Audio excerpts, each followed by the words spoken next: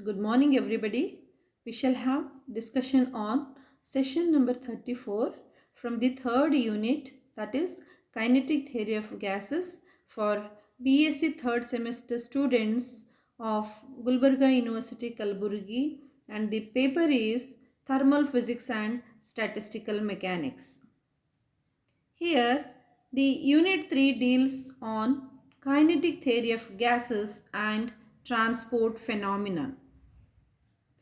Let us recap of previous class.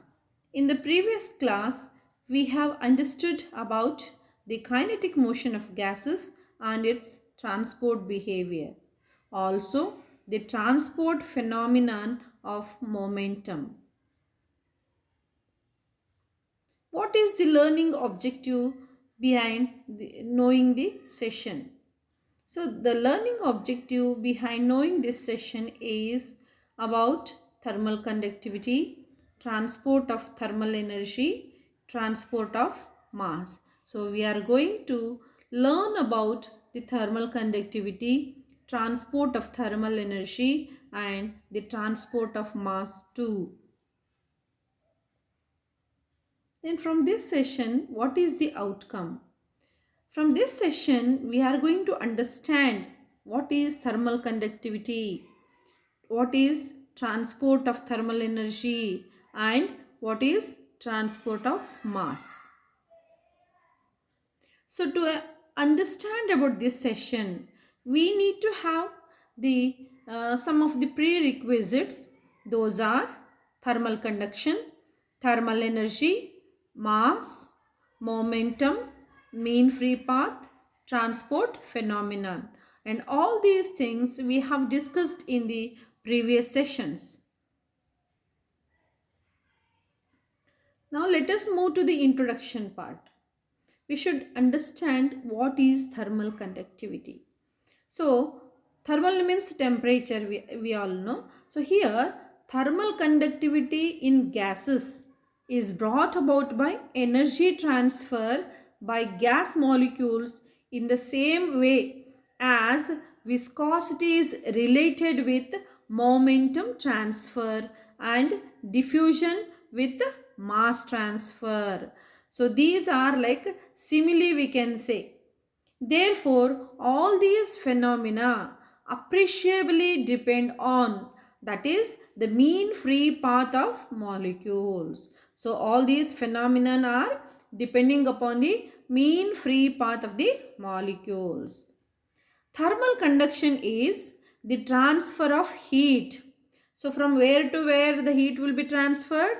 It is the transfer of heat from hotter to cooler parts of a body, resulting in equalizing of temperature. So if the body is hot and the heat will transfer from this hot body to the body which is at cold, so that the temperature of these two hot and the cold bodies will be equalized. In contrast to heat transfer by convection, thermal conduction has nothing to do with macroscopic displacements in the body, but is a result of a direct energy transfer between particles. Particles means molecules, atoms and electrons with higher energy and the ones with lower energy.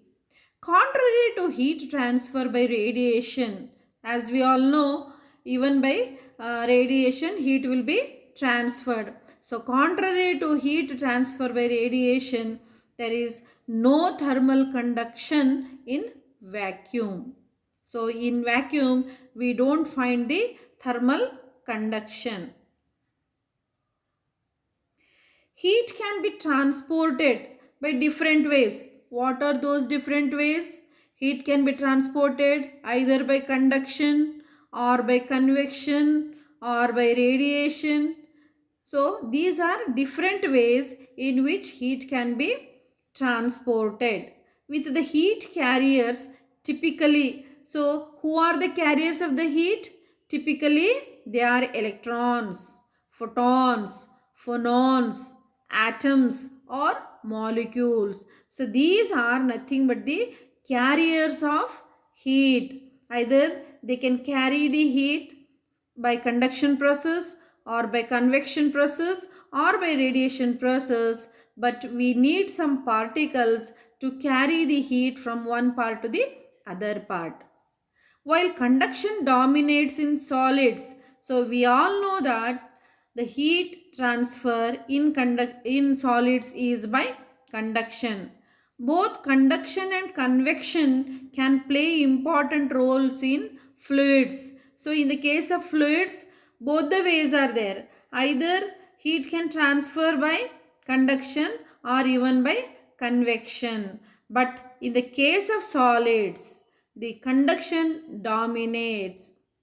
Then radiation is most relevant to the study of gases, gas solid mixtures and porous materials. So we find radiation as a way of transport of heat in the case of gases or a mixture of gas and a solid, and even some porous materials also, there we find the radiation, but can be appreciable in solids. Even this radiation is appreciable in solids also, but there is a condition. What condition? At high temperatures. Like for example, in thermal barrier coatings, there the heat is transferred by the process of radiation. The kinetic theory explanation of heat conduction is similar to that for viscosity. But in this case, the molecules carry net energy from a region of higher energy. Higher energy means high temperature to one of lower energy, that is to lower temperature. Then internal molecular motions must be accounted because though they do not transport momentum, they do transport energy. Monoatomic gases, which carry only their kinetic energy of translation motion, are the simplest case. The phenomenon of self diffusion is due to the transport of mass from a region of higher concentration to a mean of lower concentration to bring about an equilibrium. Then we will understand what are the applications. Every day we have plenty of applications in this thermal energy transfer or the heat transfer. Like for examples, here I have quoted some examples. First application, we can warm our back muscles with a heating pad. Similarly, trying to cross the street barefoot in the summer may result in heat being conducted from the asphalt to our feet. The heat from a hot liquid makes the cup itself hot. You might have experienced this. See, when you put the or pour the coffee or tea in a cup, then after some time you find even the cup will be hot. It is because the transfer of energy from hot liquid to the cup. The temperature of the liquid will be at higher temperature and the cup will be at the lower temperature, and as we all know, heat flows from higher temperature to the lower temperature, so the cup becomes hot after some time pouring the hot liquid. An ice cube will soon melt if you hold it in your hand. See, our body has temperature which is greater than the ice cube. Just you hold the ice cube in your hand, then after some time you find the ice starts melting. The heat is being conducted from your hand into the ice cube. So because of that, ice starts melting. Hot food will heat a stoneware or porcelain plate for a time. If you are cold and someone holds you to warm you, the heat is being conducted from their body to years. This is also you may be knowing. Heat will transfer from a hot burner on the stove into a pot or pan. Chocolate candy in your hand will eventually melt as heat is conducted from your hand to the chocolate, like an example of similar example of ice cube. When ironing a skirt or any cloth, the iron is hot and the heat is transferred to the skirt or the clothes. If you stoke your log fire in the fireplace with a poker and leave the poker in the fire, it will become very hot. So these are some of the applications of heat transfer. Now let us summarize briefly. Thermal conductivity in gases is brought about by energy transfer. By whom? By the gas molecules, in the same way as viscosity is related with momentum transfer and diffusion with mass transfer. Contemporary kinetic theory takes into account the existence of the attraction and repulsion forces between the molecules. The thermal conductivity of a material is a measure of its ability to conduct heat. So, heat transfer occurs at a lower rate in materials of low thermal conductivity than in materials of high thermal conductivity. Pressure does not have impact on the thermal conductivity coefficient. Thermal conductivity is independent of the total amount of gas, that is the volume of the gas within a system. The distance traveled between collisions affect the thermal conductivity. Therefore, larger the molecular radius of the gas molecules have lower thermal conductivity. Vice versa, smaller the molecular radius will have higher thermal conductivity. The increase in temperature imparts more thermal conductivity to the gases. So this is a brief summary of this session now. Now we will solve some of the questions.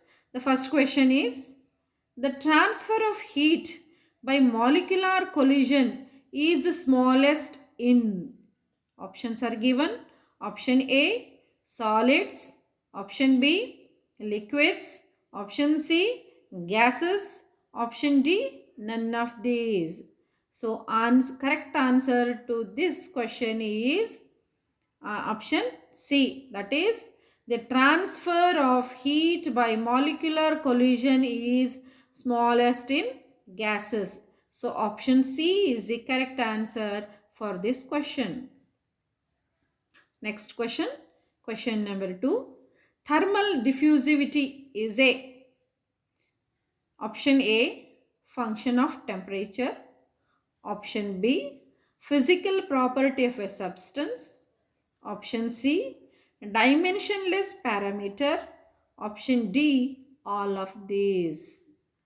We all know thermal diffusivity is a physical property of a substance. So, option B is correct answer for this question. Next, question number 3. Heat transfer takes place as per option A, zeroth law of thermodynamics. Option B, first law of thermodynamics. Option C, second law of thermodynamics. Option D, Kirchhoff's laws. So, heat transfer takes place as per second law of thermodynamics. Hence, option C is the correct answer for this question. Next, fourth question. When heat is transferred from one particle of hot body to another by actual motion of the heated particles, it is referred to as heat transfer by, options are given. Option A, conduction. Option B, convection. Option C, radiation. Option D, conduction and convection. So the correct answer to this question is conduction. So when heat is transferred from one particle of the hot body to another by actual motion of the heated particles, it is referred to as heat transfer by conduction. Question number 5. Thermal conductivity of water dash with rise in temperature. Option A, remain same. Option B, decreases. Option C, increases. Option D, may increase or decrease depending upon the temperature. So the answer is thermal conductivity of water may increase or it may decrease depending upon temperature with rise in temperature. So the answer for this question is option D. And these are some of the references. You may go through these references to understand about this session. Thank you one and all.